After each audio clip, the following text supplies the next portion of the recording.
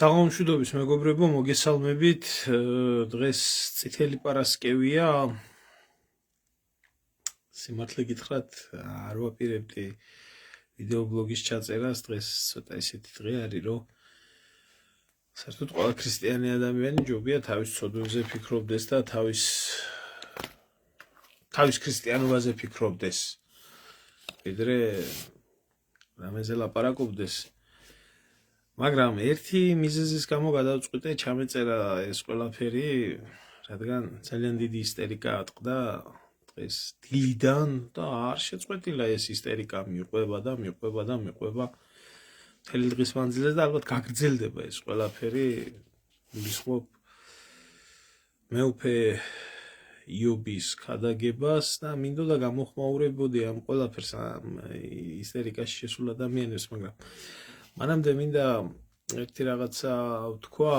დღეს გამოვიდა ექსტრემალურ რეჟიმში, ასე რომ ვთქვათ, გაზეთი ასავალ-დასავალი, სადაც ასავალ-დასავალი ჟურნალისტებმა გავრცელი სტატიები დაუთმეს და მე მინდა მადლობა გადაუხადო ტიტო ჩუბინიძეს ამ ყველაფრისთვის, რადგანაც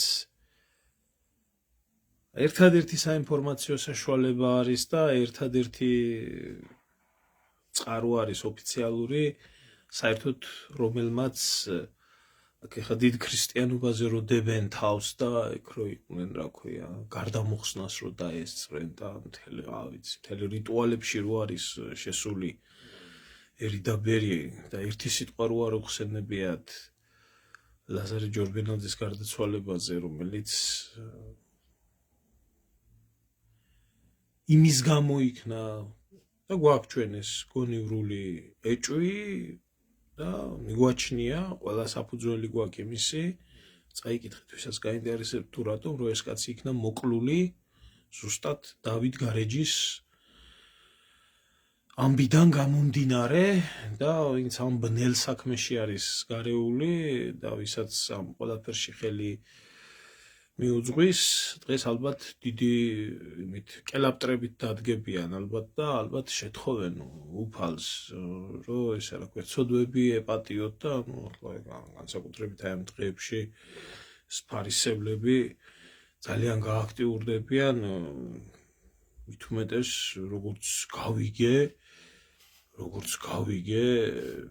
თურმე უშიშროების შეფი, თურმე ძალიან დიდი მით დაუსაჩუქრებიათ მამუკა მდინარაძეს, არ ვიცი, მე რამდენად მიანიჭეს ბოლო 3 თვეში, ისა რა ქვია, წოდებას ვერ გეტყვით ნამდვილად, მაგრამ ეს პოლკოვნიკი გამხდარა, უშიშროების პოლკოვნიკი გამხდარა და არ ვიცი, ახლა სიმართლე გითხრათ, მალე გენერალ-სიმუსობამდე წავა ეს ბიჭი, ახლა ისე ჩქარ-ჩქარა მიდის, რომ გენერალ-სიმუსი გახდება ალბათ. ამდათ ეს ნაცებს აწყავდათ თავისი გენერლები, რომლებიც წაგებულ ომში გენერლები გახდნენ კაპიტნობიდან, იყო ასეთი კალანდაძე და ქოცებს თუ არ ეყოლათ თავისი გენერალიტეტი, აბა როგორ თან საკუთარ ხალხზე დაგეშილი, მინდა უთხრა იმას, ამ უჯიშოს გამოიძიეთ ეს ყველაფერი, წიწილა არ მომკვდა რა ქვეყანაში, ადამიანი მოკვდა და ეს ადამიანი ზუსტად აი აქედან გამო, აი 95% ასე ფიქრობს, სწორადაც ფიქრობს და ასეც უნდა ფიქრობდეს. არ ფიქრობს ის ხალხი, ვინც არის დაავადებული ქოციზმით, ვინც ავადმყოფია, ჩამოყალიბებული ავადმყოფია, რომელსაც გონია, რომ ქვეყანას მართავს წმინდანი მართავს ქვეყანას და იმაში ცხოვრობს, 64-ში რო ცხოვრობს, რო გონია, ქოც. ამათ გარდა ყველას ნამდვილად ასე გონია და გამოიძიეს უშიშროების საქმე არის ყველაზე მეტად და გამოიძიეთ და დადევით ეს მტკიცებულებები და არა ისე იყო ხალხი ჩასული გასვენებაში და ძალიან კარგად ნახა სულ ყველამ, რომ სინამდვილეში იქ რა ხდებოდა. რომ ოჯახი მაქსიმალურად ერიდება ამ საკითხთან დაკავშირებით კომენტარების გაკეთებას. ადამიანი მესამე დღეს, მეოთხე დღეს დამარხეს.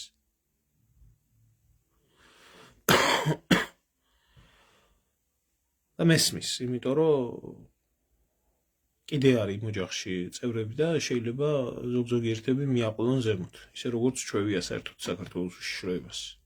ეგრეთ წოდებულ საქართველოს არა, საქართველოს საშიშროებას.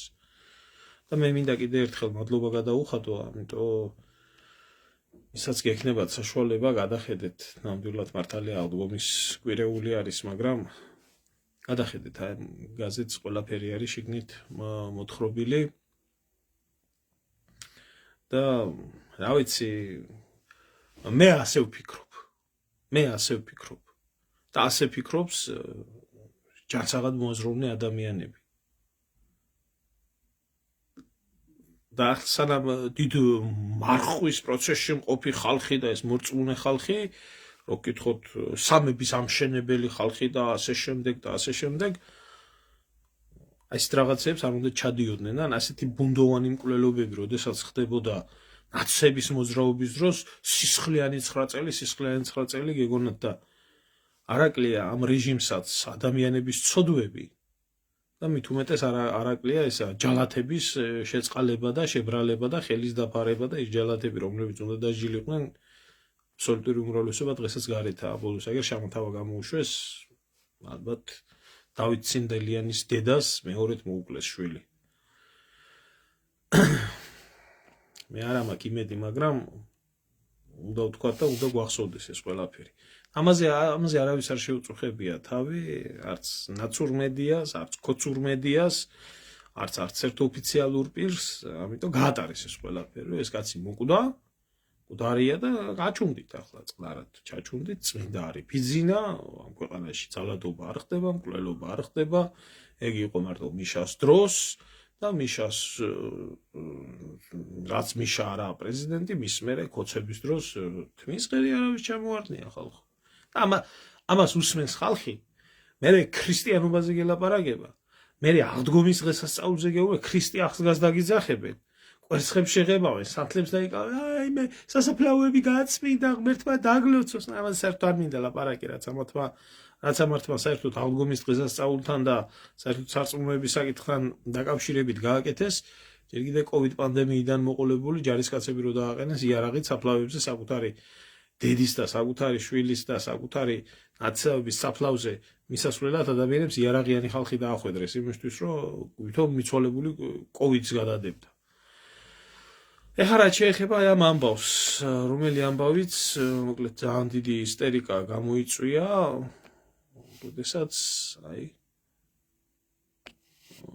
გამოვიდა იობი და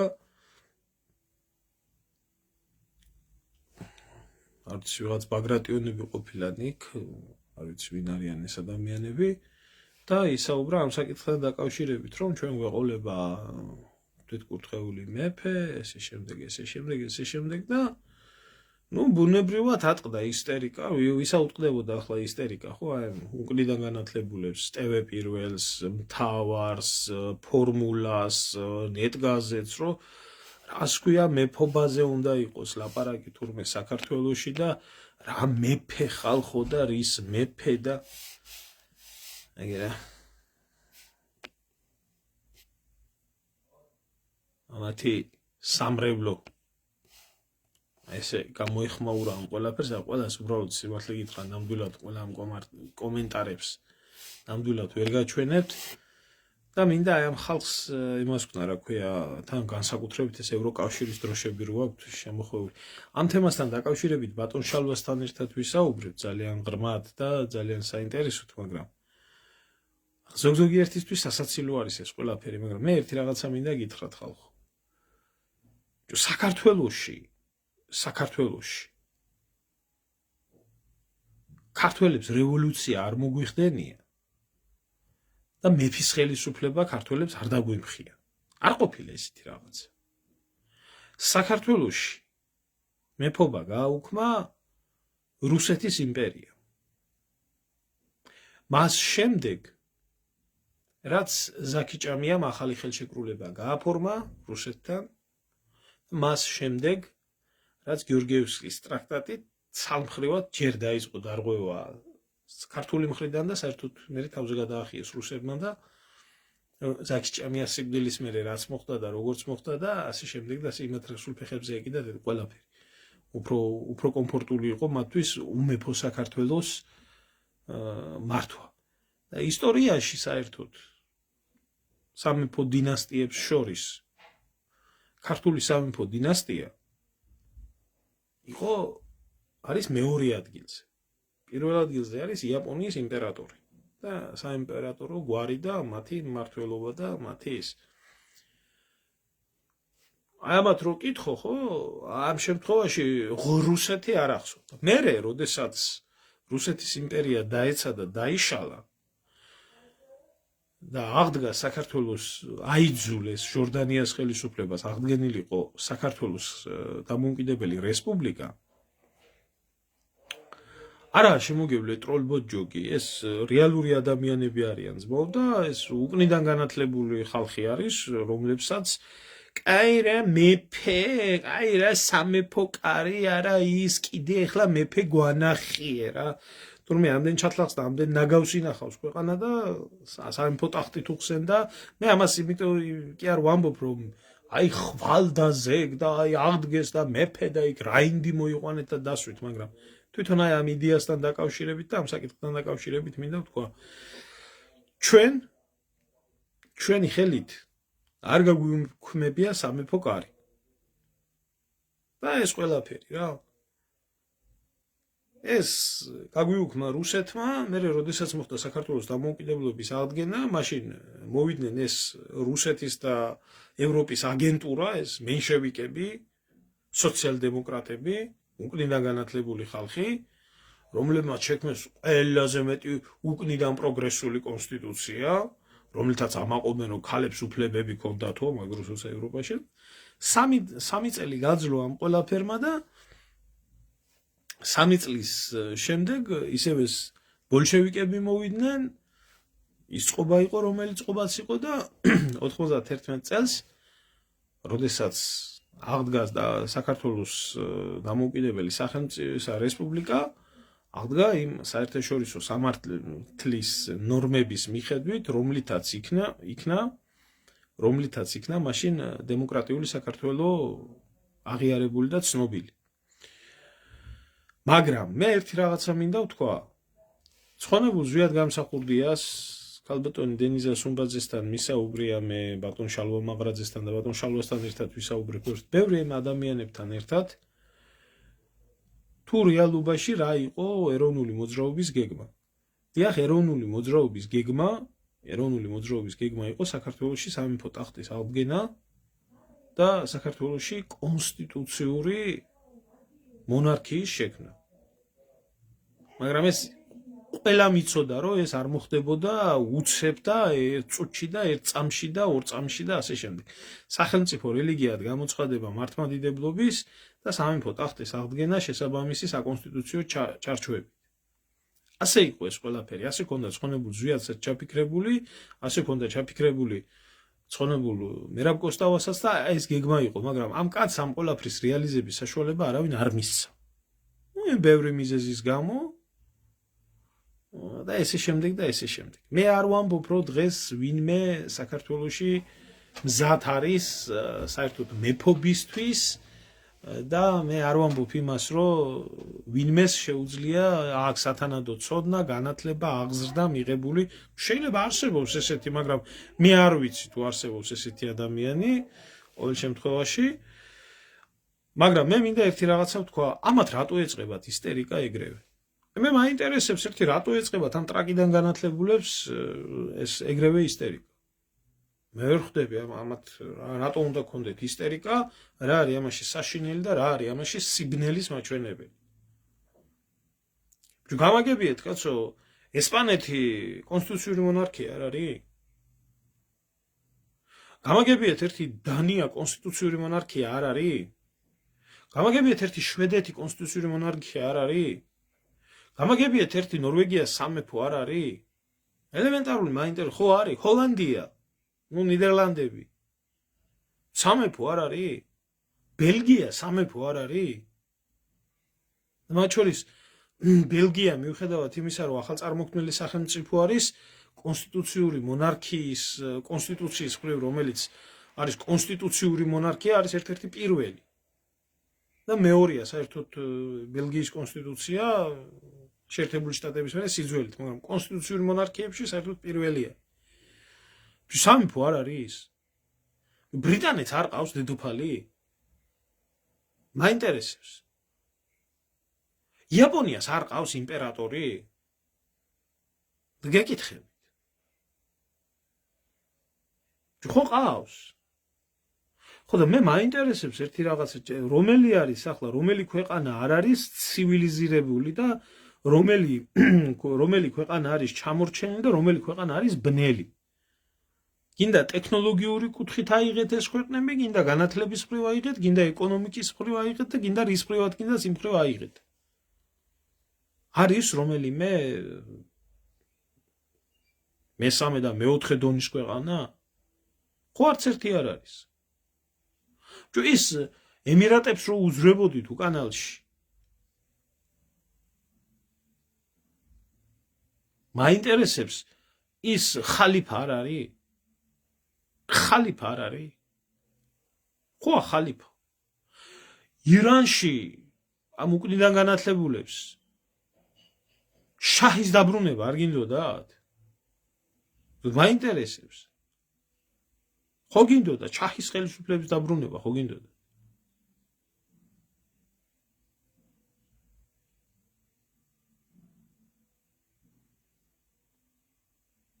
მე მეუბნები ამას, შენ გეუბნები, შე ტრაკიდან განათლებულო და შენნაირებს ვეუბნები, შე ჩამოყალიბებულო დიშლა, ისტერიკა რო ატეხე. ხო და მაინტერესებს ერთი თქვენ კაი დედმამიშვილებო, საქართველოში თუ ამ იდეაზე უბრალოდ ხსენდა სიტყვა იქნა ხსენებული, რატო არის ეს ყველაფერი ასეთი ისტერიკის ესა რა ქვია? გამეცით ერთი ვინმე პასუხი.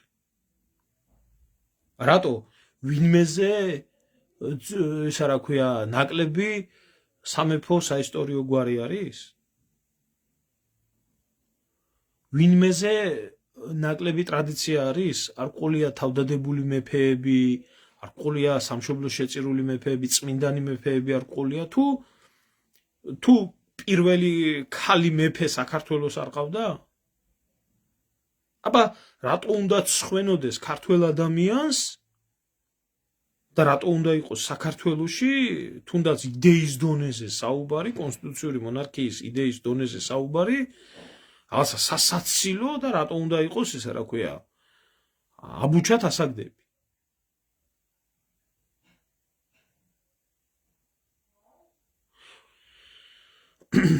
აბა რა გინდა თქვენ? ბიძინა იყოს წმინდანი, სააკაშვილების გვარი იყოს საქართველოს სათავეში თუ ვინ გინდათ? ახლა პოლიტიკური კლასი რო არის დიდი მოღალატეთა კავშირი გასაგები. ვინმეს უფიქრია თუ რა როლი შეიძლება ითამაშოს სამეფო დინასტიის საკითხმა, სამეფო ოჯახის აღდგენამ საქართველოში და გინდა კონფლიქტების მიმართებაში და გინდა ერისსულიერ განვითარებაში და ასე შემდეგ.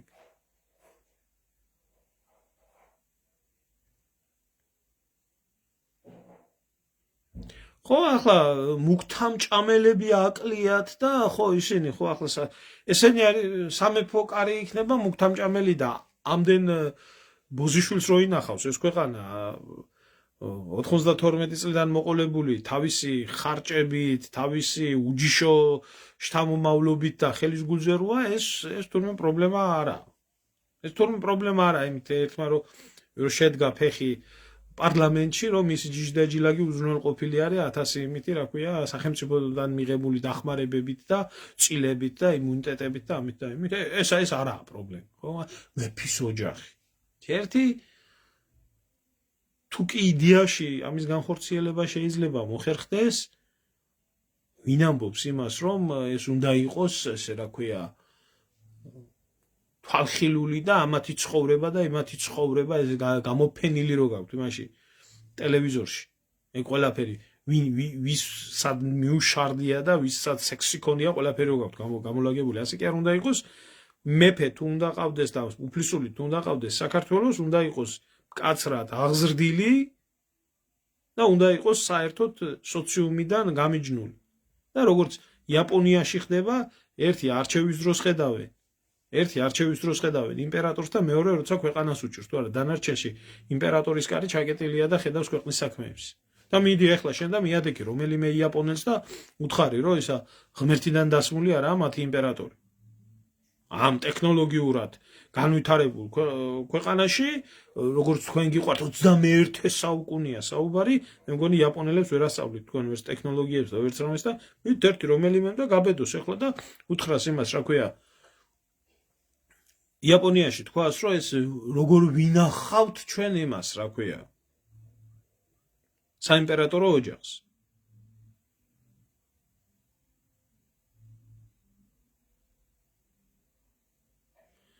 თავად აზნაურობაზე თორნი კი არ ამქნე საუბარი. თავად დღეს საქართველოში თუ ვინმე მოჯდა ხელისუფლებაში და სკამზე დადო ერთი ადგილი, ყველას თავი მეფე და დედოფალი გონია. და თუ ვინმე იმაში რა ქვია პარლამენტში მოჯდა და მინისტრი გახდა, ის იმად გონიათ აქ არავინ არ საუბრობს თავად აზნაურობაზე და ასე შემდეგ და ასე შემდეგ. თუმცა ამაშიც მე ვერ ხედავ ვერაფერს აიღონ ის პასუხისგებლობა, ვინც არიანო, ვისაც აქვს პრეტენზია თავისი წინაპრები თუ თავადები ყავდათ და იყვნენ პასუხისმგებელი საკუთარი ერის მიმართ, როგორც მაშინ ერისთავები და როდესაც ხო არის თავად აზნაურო დარბაზი და შეასრულონ ერის მიმართ ის მისია. შეასრულონ. ხელისუფლების მიმართ კი არა, ერის მიმართ შეასრულონ მისია, რასაც თავად აზნაურობა ასრულებდა. რაც ევალებოდათ.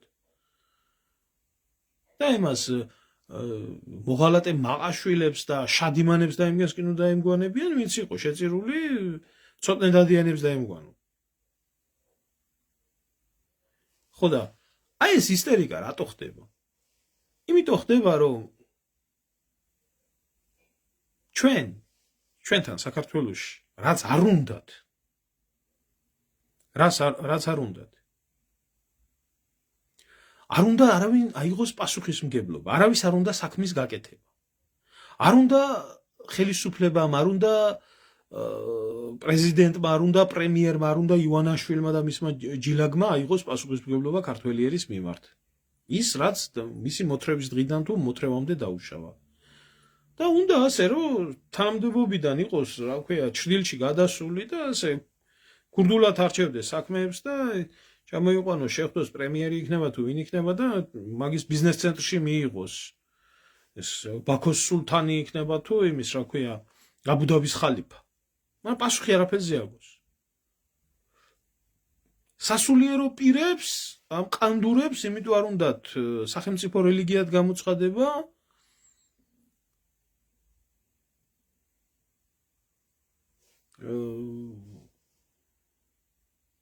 არ უნდათ.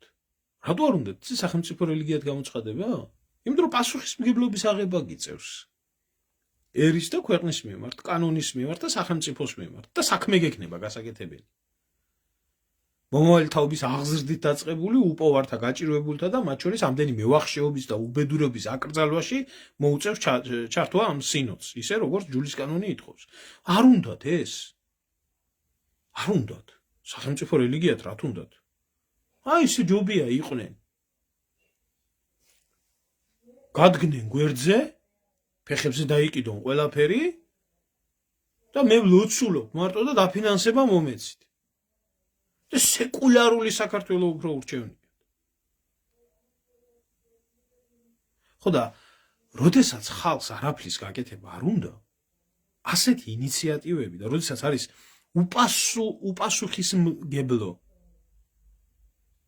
უპასუხისმგებლო საზოგადოება საკუთარი და უპასუხისმგებლო პიროვნებები საკუთარი ერის მიმართ, რომლებიც 1000 რაღაცას დაუშავებენ ქვეყანას, მე ადგებიან და მე გადავდექი, იტყვიან. ან მე გადავაბარე ხელისუფლება და იმან კოჰაბიტაცია გამომიცხადა. ესეთი ხალხის და ესეთი ჯოგნახირების მომხრეს ყოველთვის აქ სასაცილოდ აგდებული ეს საკითხი. აქედან მოდის ყველაფერი. თუ არა საქართველოში სამეფო ტახტი მაინც რო იყოს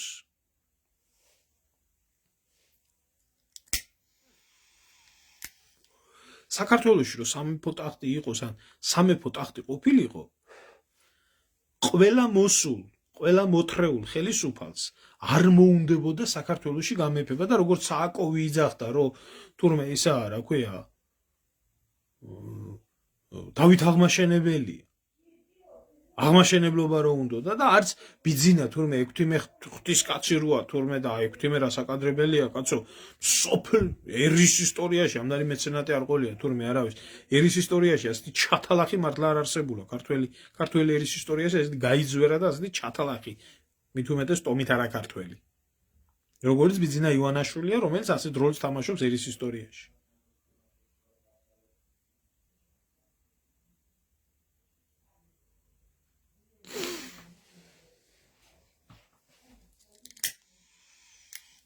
სეკულარული არის ქალბატონო მანანა სახელმწიფო, რომელსაც არ გააჩნია ოფიციალური რელიგია. და დღეს, როდესაც ვენებს იჭრიან, რომ თურმე აი ქართველები როგორი თურმე მოორწმუნე და ქრისტიანი ხალხი ვართ და რამდენი ადამიანი იყო თურმე ჩამოსული, როგორ მიაგო ქართველმა ერმა პატივი თურმე იმას ილია მეორეს და როდესაც ეტყვი, რომ იგივე ქართველ ერს გამოუცხადეთ სახელმწიფო რელიგიად მართლმადიდებლობა, არა ჩვენ სეკულარულები უნდა ვიყოთ. ჩვენ რას ნიშნავს სეკულარული? რეალურად სეკულარული ნიშნავს ათეისტურ სახელმწიფოს. უღმერთო სახელმწიფოს. კომუნისტებს რატო ეძახდნენ უღმერთოებს? იმიტომ ეძახდნენ უღმერთოებს, რომ ზუსტად ის იყო სეკულარული სახელმწიფო, არ აღიარებდა. ესენი კომუნისტები არა ვართო, მაგრამ კომუნისტების ეს ბოლო პერიოდის, ოღონდ ის იდეინ კომუნისტებზე არა მაქვს ლაპარაკი.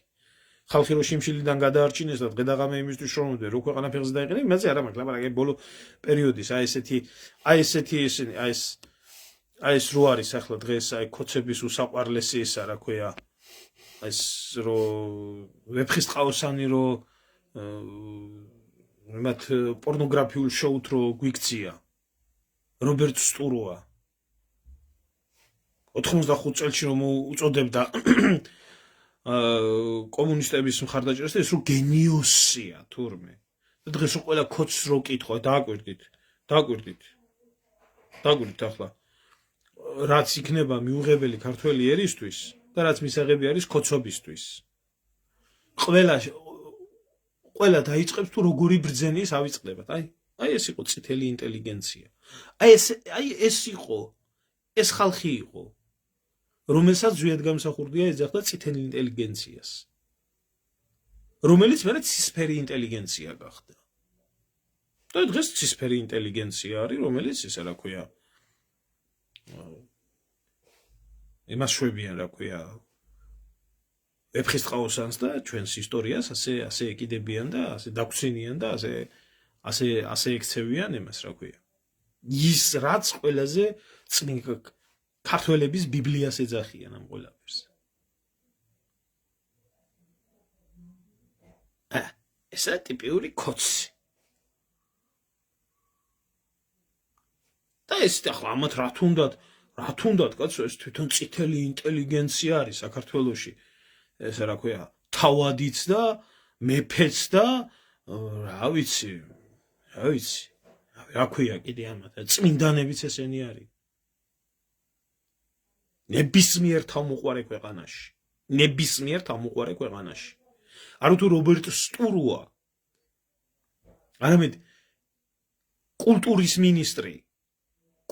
მინისტრი პირველი მიყვებოდა იმას რაც გააკეთეს არა რეალურად ეს ხალხი არც ქრისტიანია და კულტურასთან ამ ხალხს რა შეხება აქვს საერთოდ თეატრულუკიანი ეს ჩათლახი ეს ადამიანის მსგავსი არსება მე მარტო ფიზიონომიაზე არ მაქვს ლაპარაკი. მაგრამ აბსოლუტურად იმაზე მეტი დამპალი სული აქვს.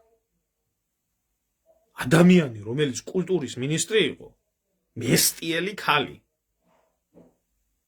კულტურის მინისტრმა მესტიელმა ქალმა მესტიის ცენტრიდან ვერ აიღო თამარ მეფის ჯოჯო. ჯოჯო, სრული ამ სიტყვის მნიშვნელობით ჯოჯო. სპილოზე ამხედრებული თამარ მეფე.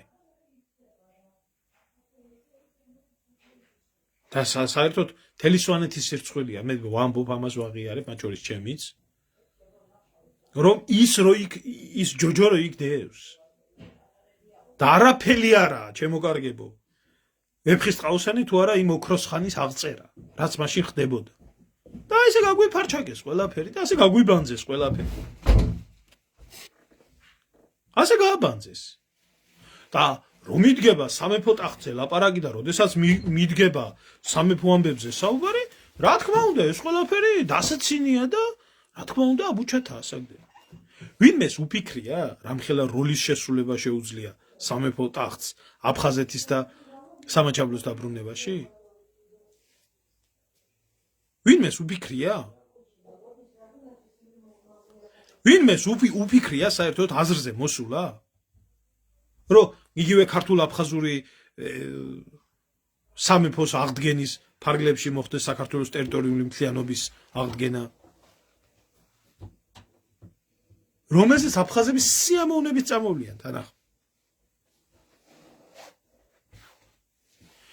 ვინმე დაფიქრებულა, რომ ერთიანი საქართველოს გამაერთიანებელი პირველი მეფე ბაგრატ მესამე აფხაზეთში როა დაკრძალული და აფხაზებისთვისაც რო წმინდა მეფე არის და დანარჩენი საქართველოსთვისაც. და აფხაზი ახალგაზრდების, კი არა, თვითონ აფხაზებში დაახლოებით ერთ მამაკაცების 40-50%-ს ეს ქვია, რა ქვია, ბაგრატი ქვია. ვინმეს უკითხია ის, რომ იგივე ლეონ მეორის ლეონის სახელი? ერთი აფხაზი მიმტკიცებდა, რომ ისო რა ქვიაო, დავით აღმაშენებელიო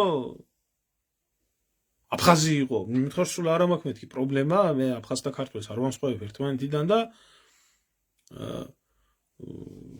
მაგრამ რატო მეთქი, საიდან მოიტანე მეთქი, რომ დავით აღმაშენებელი მაინც აფხაზი იყო მეთქი.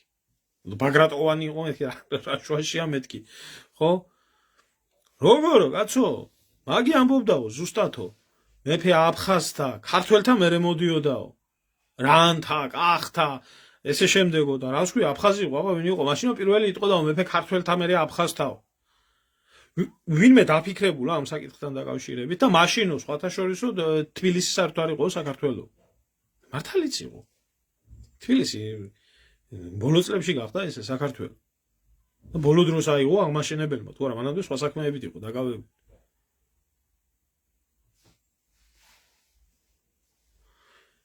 და რატო არიან შემოსეული ახლა რამოდენიმე სირი შემომხვდა, აგერ კიდე ჩამიგდეს ისა, რომ ეს ამდენი დოდოლა საიდან მოიკრიბეთ. ქონდა მაღაზე საუბარი ქალბატონ დენისასთან ერთადაც და ამდენი დოდოლა რო ხართ გამოსული, დამთავრდა ის დასრულებულია ის ყველაფერი დაასრულა საქართველოში ოფიციალურად აღმოჩენილმა, ვისაც გაინტერესებს, ნახეთ ქალბატონ დენისასთან საუბარი და კარგად დეტალურად აღწერა ამ ადამიანმა, როდესაც საქართველოში ოფიციალურად ჩამოვიდა წიგნი გრიგოლ ხანძთელის ცხოვრება, გასცა იმან ყველაფერს პასუხი.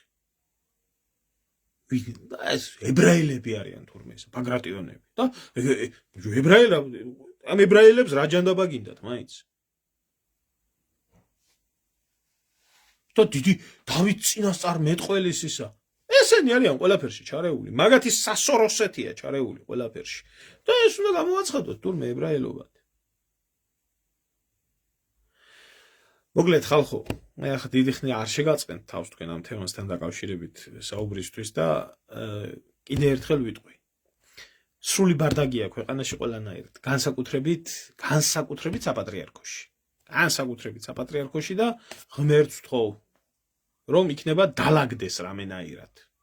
ისეთი პატრიარქი მოვიდოდეს, რომელიც სახელმწიფო რელიგიასაც გამოაცხადებს და რომელიც შეძლებს საქართველოში ზუსტად რომ ქართველი ერის მომზადებას იმისთვის, რომ საქართველოში სამეფო ტახტი აღდგეს. და მე თუ მკითხავთ, დღეს კონსტიტუციური მონარქია კი არა საქართველოში საჭირო. დღეს საქართველოში საჭიროა აბსოლუტური მონარქია. ამ ჭაობიდან ქვეყნის გამოსაყვანად. აბსოლუტური მონარქია. როგორც არის, იმ თქვენ ძმაკაც იმაში, რა ქვია, ნაჰაიანის და იმათ ქვეყნებში აბსოლუტური მონარქია, ისეთი აბსოლუტური მონარქია საჭირო, რომ ვინმე ვინც მონარქიულ ოჯახს აუჯანყდება, ერთი გაბედოს ვინმე საუდის არაბეთში გამოიყვანს მეფე და პირდაპირ ხმლით მოაჭრის თავს ჯალათები ქუჩაში. ასეთი მკაცრი ხელი თუ არ დადგა საქართველოში, ჩვენ სახსენებელი არ იქნება მალე. ამიტომ არ უნდათ ეს ყველაფერი. ამიტომ არ უნდა, მე არ ვიცი ახლა ეს რო კარგია და ეს რო ჭირდება ქვეყანას, ამიტომ არ მოწონთ ამათ ეს ყველაფერი. და ამიტომ შეჭამენ ალბათ იობსაც. ამიტომ აქვთ ამ ხელამტრობა. ესა. კარგით მეგობრებო, აღარ შეგაწყეთ ახლა თავს დაგემშვიდობებით და ამ საკითხთან დაკავშირებით მე ბატონ შალვასთან ერთად მექნება ვრცელი სიღრმისეული ვიდეო ეთერი, ნახოთ აი ბრწყინვალე შვიდეულის პერიოდში ეცლება ალბათ ბატონ შალვასაც და განმარტავთ ამ ყველაფერს თუ რატო არის პირიქით კარგი და რატო არის პირიქით დადებითი, იმიტომ რომ ჩვენ ახლა გვაქვს ათეისტური, ურწმუნო, ურჯულო, დეიდეოლოგიზირებული ქვეყანა, რომელშიც ქართველობა და მართლმადიდებლობა და ტრადიცია ეს არის დასჯადი და სასაცილო. ამაში არის მთავარი. ის. ამიტომ აწყობთ ეს ყველაფერი ამათ. ამათ უნდათ საქართველოთი და ქართველი ერით იზარგებლონ და ქართველ ერს სული გააძრონ, დაცინონ და სულში აფურთხონ. და ამას ეძახონ პროგრესულობა.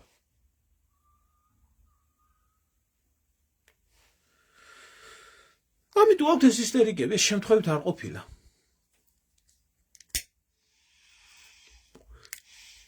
რა თქმა უნდა, ჩემო ძმაო, საღლიცინოდ გაიხდიან, იმიტომ რომ ეს ყველაფერი, რაც შეეხება ქვეყნის დამისახელეთ ერთი რაღაცა, რაც ჩვენი ქვეყნისთვის კარგია და ამათ საღლიცინოდ არ გაეხადოთ. რაც ჩვენი ქვეყნისთვის არის კარგი და ამათთვის მიუღებელი არ იყოს.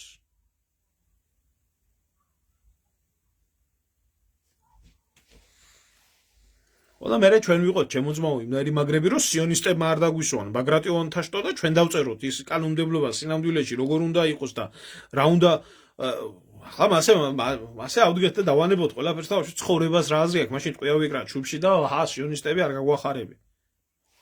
არ ვიცოცხლოთ მაშინ. შეიძლება ძმა მასე ყურება ყველაფერს. ამდენ იმასავით თხუნელასავით თვალებიდებით ხაროთ და ქვეყანა იქცევა და ჩვენ მაინც არაფერი გვეშველება ვერ შევხედავთ აფსებული თვალებით, არ გამოვა ასე. ყველაფერს ჭირდება პასუხი და შესაბამისი. ამისთვის არის ერი და ამისთვის არის ბერი და ყველა ერს გონია დაცემის პერიოდები, მაგრამ ადრე თუ გვიან ერები, რომლებსაც გადარჩენა უნდა და ერს რომელსაც სიცოცხლე უნდა გამოდის, ამაში სასაცილო და ასაგდები არაფერი არა. მეფეები იყვნენ ზუსტად.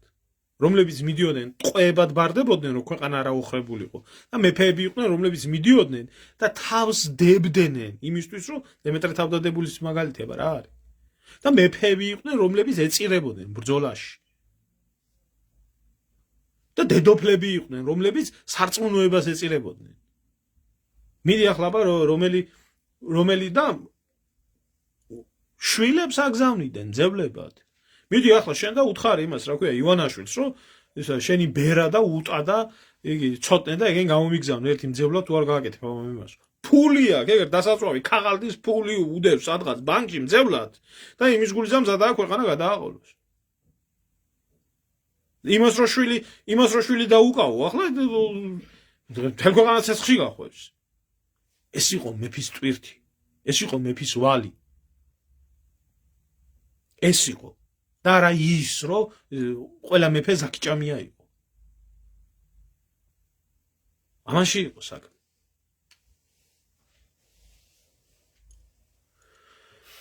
მადლობა ყველას ყურადღებისთვის მრავალ დამდეგავდგომას დაესწარით და მშვიდობა მოგცეთ ღმერთმა